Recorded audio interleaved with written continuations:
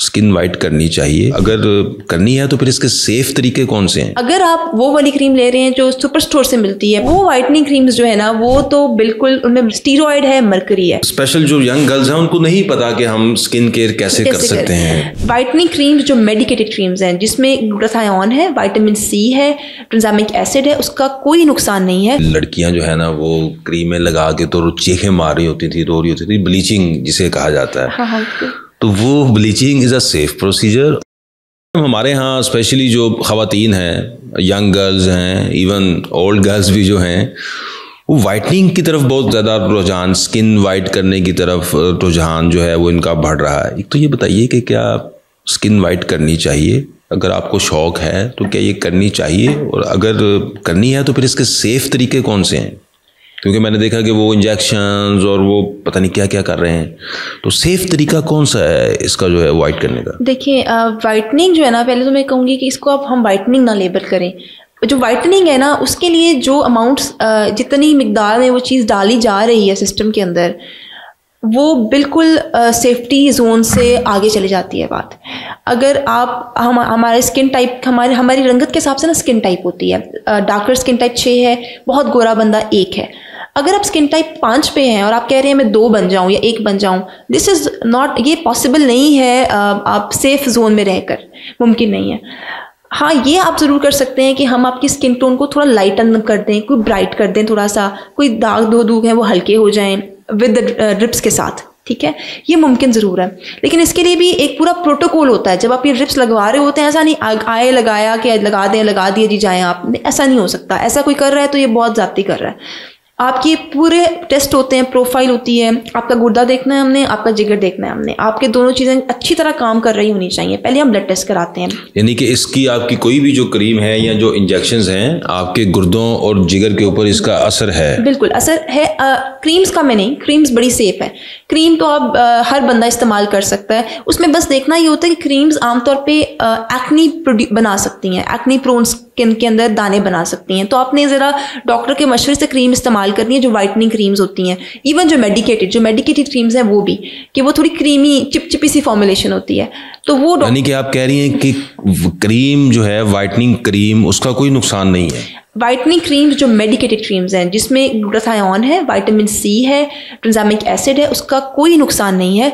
अगर आप वो वाली क्रीम ले रहे हैं जो सुपर स्टोर से मिलती है 500 रुपए की, या कुछ फार्मेसीज ने भी रखी हुई हैं 400-500 रुपए की, मैं उनका नाम नहीं लूंगी, लेकिन हम सबको पता है जिनकी टीवी पे एडवर्टीजमेंट्स आ रही हैं। जो आपकी एडवर्टाइजमेंट तो उन्हीं की है ना, वो वाइटनिंग क्रीम्स, उनको 5 मिनट में गोरी गोरी, वो वाइटनिंग क्रीम्स जो है ना, वो तो बिल्कुल उनमें मरकरी है। देखें, स्टीरॉयड है, मरकरी है, वो मेडिकेटेड क्रीम्स नहीं है। वो कोई डॉक्टर नहीं सजेस्ट करेगा आपको कि आप वो लगवाएं, कतन नहीं। तो फिर ये फार्मेसीज के ऊपर या ये सुपर स्टोर्स के ऊपर कैसे बिक रही है? मुझे समझ नहीं आती कि यहाँ पे फार्मेसीज, चले सुपर स्टोर, तो फार्मेसीज पे ये कैसे रख सकते हैं वो चीज़ें, और वो लोग एडवर्टाइज कैसे कर सकते हैं वो क्रीम्स? उनमें मरकरी, लेड के इतना हाई कंटेंट होता है। आपकी स्किन पे दाने बनते हैं, सबसे पहला काम। बाल ज़्यादा हो जाते हैं चेहरे के ऊपर, आपकी स्किन जल्द पतली हो जाती है, नीचे से नालियाँ सामने नज़र आना शुरू हो जाती हैं। खून के अंदर भी वो स्टीरॉयड आप लगाते रहेंगे ना साल साल, वो आपकी ब्लड के अंदर भी स्टीरॉयड की एब्जॉर्प्शन होती है। अब बाहर से यंग लड़कियां अगर ब्लड के अंदर स्टीरॉयड ले रही हैं किसी तरह से, तो वो आपकी हार्मोन्स को कहाँ लेके जाएगा? आपको पॉलीसिस्टिक ओवरीज करेगा, आपको पता नहीं क्या क्या करेगा, आपकी फर्टिलिटी इफेक्ट होगी, यहाँ तक की फर्टिलिटी इफेक्ट होगी। मरकरी जो है वो भी बड़ा एक हैवी केमिकल है, वो स्किन कैंसर्स करता है, बहुत सारे मसले उसके होते हैं। तो ये जो क्रीम आप डॉक्टर्स के प्रिस्क्राइब कराए बगैर पार्लर वाली के मशवरे पे आप इस्तेमाल करती हैं, और जो वाकई 3 दिन में आपके रंग चेंज, वो वाकई 3 दिन में रंग चेंज करते हैं। अच्छा। लोग परेशान हो जाते हैं, फिर वो हमारी दी हुई क्रीम में इस्तेमाल नहीं करते, क्योंकि हमारी क्रीम में तो महीना लगाना है स्किन की कलर चेंज करने में, क्योंकि वो स्लो पेस पे काम करता है, वो पूरे सिस्टम को, पिगमेंट को तोड़ता है। तो ये बिल्कुल मैं कहूँगी कि प्लीज़ यंग लड़कियां और लड़के भी डेफिनेटली, या ओल्ड लड़कियां और लड़के, आप लोग ये इस्तेमाल मत करें। इनके बहुत ज़्यादा साइड इफ़ेक्ट हैं, और जब फेस तबाह करके वो डर्मेटोलॉजिस्ट के पास आते हैं तो हमारे पास बहुत ज़्यादा ऑप्शन नहीं होते उनके लिए। स्किन बहुत पतली हो चुकी होती है, हमारी हर चीज़ उनको रिएक्ट कर रही होती है। क्रीम्स ऐसी अवेलेबल हैं जो डर्माटोलॉजिस्ट आपको देगा, जिसमें ग्लूटाथायोन है, विटामिन सी है, कॉजिक एसिड, ये सारे मेडिकेटेड चीज़ें हैं जो कि आपकी स्किन को डैमेज नहीं करेंगे, आपकी सिस्टम में एब्जॉर्ब नहीं होंगे, स्लो काम ज़रूर करेंगे। एक मसला इनका है कि ये उतना क्विक रिस्पॉन्स नहीं देते, महीना लगता है, मरीज़ 3-2 हफ्ते बाद कहता है भाई मुझे तो कोई फ़र्क नहीं नज़र आया। बट इट्स ऐसा नहीं होता। मैजिक, जब भी आप मैजिक के पीछे जाएंगे आपका नुकसान होगा, या सस्ते काम के पीछे जाएंगे आपका नुकसान होगा। हालांकि बहुत एक्सपेंसिव ये भी नहीं होती, आपको विदिन 1000 भी एक नॉर्मल क्रीम मिल जाएगी आपको, लेकिन ये है कि इनके रिजल्ट्स होते हैं थोड़े स्लो होते हैं। तो मैम एक मुझे बड़ी क्यूरोसिटी है, हम देखा करते थे वो बेचारी लड़कियां जो है ना वो क्रीमें लगा के तो चीखें मार रही होती थी, रो रही होती थी, ब्लीचिंग जिसे कहा जाता है। हाँ। तो वो bleaching is a safe procedure? और जी, ब्लीचिंग में भी ना देखें, ब्लीचिंग में भी जो प्रोडक्ट्स यूज़ हो रहे हैं डिपेंड, एक तो अच्छी ये मेरी अपनी ऑब्जर्वेशन है। असल में ब्लीचिंग ना बर्निंग करता है थोड़ा। हम हंसते थे यार ये क्या पागल है। उसमें ना उसको बनाने का तरीका होता है, ब्लीच को बनाने का एक तरीका होता है कि आप कितना उसमें डाइल्यूएंट डाल रहे हैं, उसको डाइल्यूट करके बनाना होता है।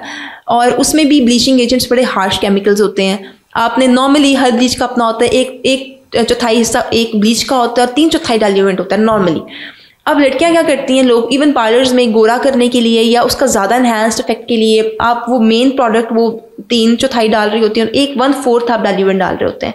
उससे रिजल्ट तो आपको इंस्टेंट मिल जाता है, लेकिन उससे इतना बुरा उसके बाद बर्न हो सकता है आपको। मैं देखे बाद में वो रेड हो जाता है फेस उनका, और वो अजीब सा ब्राउन हो जाता है, आपको ब्लैक दाग पड़ जाता है, फिर वो आप 4-5 साल वो दाग लेके ट्रीटमेंट कराते रहते हैं।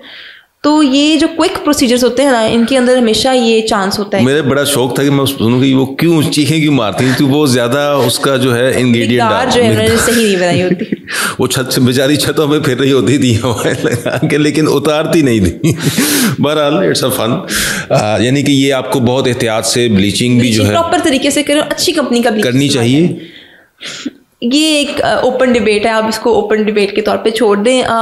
क्योंकि हमारे यहाँ जो स्पेशल जो यंग गर्ल्स हैं उनको नहीं पता कि हम स्किन केयर कैसे कर सकते हैं, यानी कि जिसमें आपकी स्किन भी इंटैक्ट रहे, स्किन भी हेल्दी रहे। प्रॉपर वे में किया जाए ना, अगर आप उसका मिकदार सही रखें और आपने प्रोडक्ट अच्छा इस्तेमाल किया, और लोकल कहूँ या सब स्टैंडर्ड प्रोडक्ट ना हो जिसके अंदर उन्होंने बड़ा heavy content of heavy metal डाला हो, फिर आप इसको इस्तेमाल कर सकते हैं वंस इन अ वाइल। लेकिन अगर आपने तरीका वो वाला इस्तेमाल करना है तो फिर इसका फ़ायदा कोई नहीं होगा, इसका सिर्फ नुकसान होगा। तो मैम वाइटनिंग इंजेक्शन जो है, व्हाट इज दिस, ये क्या होता है? देखिए वाइटनिंग इंजेक्शन कैसे वाइट होती है स्किन? वाइट ऐसे होती है कि उसमें मुख्तलिफ इंग्रेडिएंट्स होते हैं, जिस तरह मैंने 2-3 का पहले भी नाम लिया, ग्लूटाथायोन, विटामिन सी। ये क्या करते हैं, ये स्किन की रंगत क्यों है आपकी, क्योंकि आपकी स्किन के ऊपर एक पिगमेंट है जिसको हम मेलानिन कहते हैं, ठीक है, और उसको बनाने वाले खुलिये हैं। अब ये जो सारे इंग्रेडिएंट्स होते हैं, या तो ये उनको खुलियों में से मेलानिन का बनना रोकते हैं, या उसकी जो ट्रांसपोर्ट है स्किन के ऊपर वाली तहों में वो रोकते हैं। जब वो दोनों चीज़ें रुक जाती हैं तो ये स्किन के ऊपर लाइटनिंग का इफेक्ट आता है। दूसरी चीज़ वे करते हैं कि सारे एंटीऑक्सीडेंट्स होते हैं, ये बॉडी को डिटॉक्स करते हैं, गंदे मादे निकाल देते हैं। जब बॉडी आपकी डिटॉक्स होती है, आप ओवरऑल एक आपको फ्रेशनेस आती है, आप वेल बीइंग की फीलिंग आती है, आप हेल्दी फील करते हैं, आप एक्टिव एनर्जेटिक फील करते हैं, क्योंकि सारे विटामिन सी है, विटामिन बी होता है उसके अंदर, B12, B6 होता है, और भी बहुत सारे इंग्रेडिएंट्स होते हैं। ये सारे के सारे डिटॉक्सिफाइंग एजेंट हैं, गंदे मादे निकालने वाले एजेंट हैं। Though they are not dangerous if done properly, they are अच्छी चीज़ें हैं, ये मल्टीविटामिन्स हैं। अगर सही तरीके से, सही मिकदार में, सही स्केड्यूलिंग के साथ लगाया जाए तो और आपके ब्लड टेस्ट साथ देखे जाएँ, प्रेगनेंसी में ना लगाया जाए, लैक्टेटिंग मदर में जो माँ दूध पिला रही है उसको नहीं लगाना चाहिए, कैंसर के मरीजों को नहीं लगाना चाहिए, गुर्दे जिगर के प्रॉब्लम्स है ना लगाएं, बहुत ओल्ड एज मरीज़ है लगाने की ज़रूरत नहीं है, यंग लोग लगवा सकते हैं। लेकिन वाइटनिंग ये नहीं, ब्राइटनिंग आपने माइंड में रखना है। वाइटनिंग नहीं, 1 से 1.5 टोन आप पीछे जाएंगे। अगर आप कह रहे हैं मुझे 4 टोन पीछे जाना है, तो आप अगर इस ऐसे बंदे के पास चले गए हैं, उसने आपको ना नहीं करनी और उसने आपको लगाने जाने हैं, ओवरडोज कर देनी है, हर तरह के लोग बैठे हैं मार्केट में, उससे सिर्फ नुकसान होगा लॉन्ग टर्म। और इनके जो सेशन होते हैं एक दफ़ा नहीं होता, ये बार बार होता है, हर वीक आप लगवाओगे और आपको 8-12 दफ़ा लगवाना पड़ता है, फिर आप मेंटेनेंस पे जाते हैं। लेकिन उसमें भी मैं प्रॉब्लम ये है कि आपके जो मोस्टली एस्थेटिक्स क्लिनिक्स खुल गए हैं उनमें डर्माटोलॉजिस्ट तो शायद कम है। वो आपने एक 3 दिन का, 4 दिन का या मैक्सिमम 2 मंथ्स का कोर्स कर लिया और आप सारा स्किन के प्रोसीजर्स आपने शुरू करती हैं? एक तो वो अवेयरनेस हमारे यहाँ वो भी, अब हम खुद ही चूँकि उस मार्केटिंग का हिस्सा हैं तो वो लोग शायद समझते हैं, लेकिन आप प्रॉपर किसी डर्माटोलॉजिस्ट से जो है वो कंसल्ट करें रादर देन कि आप 1 या 2 माह का जो किसी ने डिप्लोमा किया हुआ आप उसको। ऐसे ही है। और सबसे बड़ी बात होती है कि प्रोसीजर शायद वो कुछ कर लेते हैं, जब कॉम्प्लिकेशन होती है ना फिर उनको समझ नहीं आती कि अब हमने क्या करना है। फिलर आपने गलती से खून की नाली में डाल दिया, अब वो तो फिलर चाहेंगे हम ज़्यादा से ज़्यादा लगाएं। हाँ, वो चाहेंगे ज़्यादा लगाएं, जहाँ नहीं भी ज़रूरत वो लगाएंगे। और आपने गलत जगह पे डाल दिया, अब प्रॉब्लम हो गई है, वहाँ पे ब्लैकनेस नेक्रोसिस शुरू हो गया है। अब वो उनको ये पता नहीं है क्योंकि उनको पीछे की स्टोरी नहीं पता, पीछे उन्होंने पढ़ा नहीं हुआ उस तरह से डिटेल में कि अब इसके बाद अगला स्टेप क्या होना है, कि इसकी स्किन मैंने कैसे बचानी है। फिर वो भेज देते हैं हमारे पास, डर्मेटोलॉजिस्ट के पास या प्लास्टिक सर्जन्स के पास, कि अब आप इसको देखिए आपने क्या करना है। तो वो प्रॉब्लम होने को हर किसी बहुत बड़े बंदे से भी जो बहुत सालों से लगा रहा है प्रॉब्लम हो सकती है, लेकिन उसको पता भी होगा कि मैंने इसको आगे फ़ौरन क्या करना है। तो ये बड़ा इंपॉर्टेंट है कि आप एक सर्टिफाइड बंदे के पास जाएं जिसको बात की बात भी संभालनी आए। और पहले मैं तो वैसे अपने पूरी बॉडी के जो हमारे ऑर्गन्स हैं उसमें स्किन को सबसे ज़्यादा मैं स्किन समझता हूँ क्योंकि सबसे ज़्यादा एक्सपेरिमेंट इसके ऊपर होते हैं, और अगर ये एक दफ़ा ख़राब हो जाए तो शायद बहुत मुश्किल हो जाता है इसको वापस नॉर्मल करना। बाकी चीज़ें तो आप ऑर्गन भी नॉर्मल कर सकते हैं, स्किन का मेरा ख्याल है, मेरी अपनी ऑब्जर्वेशन भी, although I am not specialist, skin specialist, लेकिन मैंने देखा है कि स्किन वाले बंदे once they are in trouble, they are always in trouble. Thing is कि स्किन पे जो चीज़ हो जाती है ना वो सबको नज़र आती है, वो नज़र भी आती है। आपके हार्ट में कोई चीज़ हुई, आपके लिवर को थोड़ा बहुत कोई मसला हुआ, वो आपको पता है, आपकी रिपोर्टों को पता है या आपके डॉक्टर को पता है। ये स्किन पे सब कुछ नज़र आ रहा है कि आपने कुछ कराया है, आपने गलत कराया है, सही कराया है। तो इसलिए ये बहुत ज़रूरी होता है कि आप एक ध्यान से इसको लेके चलें। लिहाजा इस मजलूम जो है वो हमारे बॉडी के हिस्से को हर आपने इंजेक्शन लगाना तो वो बेचारी स्किन ने पहले आना है तो इस मजलूम के ऊपर इतने जुल्म ना करें, इसको जो है वो थोड़ा सा